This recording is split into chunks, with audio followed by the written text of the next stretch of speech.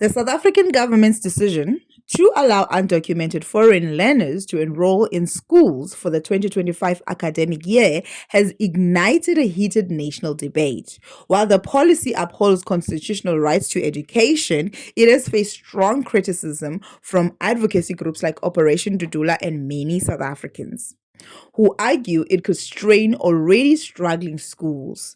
Let's dive into the details of this controversial decision and the reactions it has sparked. The Department of Basic Education has announced that schools must admit undocumented learners for the 2025 academic year. This includes children of undocumented foreign nationals. The decision is grounded in South Africa's constitution, which guarantees every child the right to basic education. Irrespective of their legal status, schools are required to accommodate these learners while parents or guardians work to resolve their documentation with the Department of Home Affairs.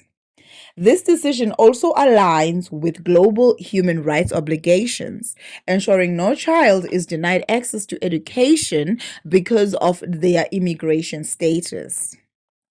Operation Dudula, an activist organization known for advocating the prioritization of South African citizens, has been vocal in its opposition to the policy. The group argues that South African children should be given precedence, particularly given the challenges of the overcrowded and underfunded schools. According to Operation Dudula, the inclusion of undocumented learners exacerbates resource shortages, further compromising the quality of education available to South African children. While the group does not entirely oppose foreign children receiving an education, they emphasize that the government should prioritize addressing the needs of its own citizens before extending limited resources to others. The announcement has triggered mixed emotions among South Africans, with many expressing outrage and criticisms. Critics argue that country's education system is already under severe strain, burdened by overcrowded classrooms, a shortage of teachers, and insufficient resources, which make it challenging to accommodate additional learners. Many citizens feel that the policy unfairly prioritizes undocumented foreign nationals over South African children, exacerbating existing frustrations with the education system. This perception has further fueled rising xenophobic sentiments, as some view the government's decision as neglecting its responsibilities to prioritize the needs of its own people. Social media platforms have been flooded with posts opposing the policy, with many users accusing the government of neglecting its responsibilities to prioritize its own citizens. However, the decision has also garnered support from human rights activists and education advocates who argue that every child, regardless of their origin, deserves access to education. They emphasize that denying children the opportunity to learn not only perpetuates cycles of poverty, but also exacerbates social inequality and undermines community cohesion.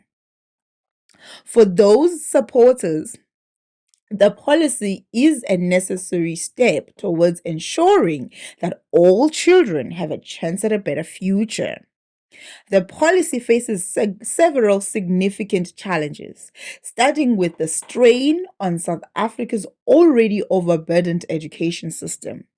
Chronic issues such as overcrowded classrooms, underqualified teachers, and insufficient funding could be exacerbated by the inclusion of undocumented learners. Additionally, the decision risks intensifying xenophobic attitudes, especially in communities grappling with economic hardships where resentment towards foreign nationals are already high.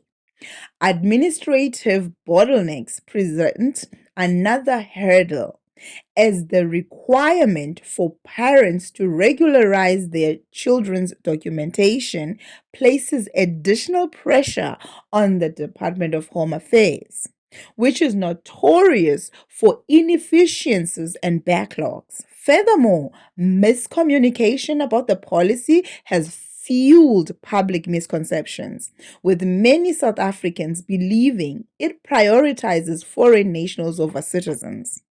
This highlights the urgent need for clearer government messaging to ensure equitable resources allocation and mitigate public backlash.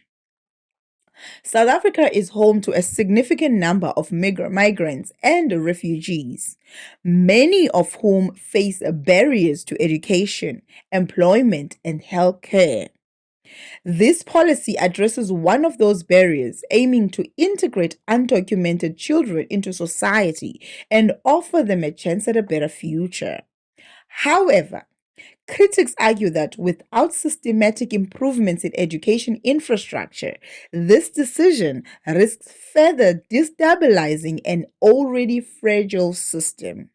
Operation Dudula and its supporters have demanded that the government prioritize South African children. They have also called for increased investment in schools and stricter immigration policies to prevent undocumented migration.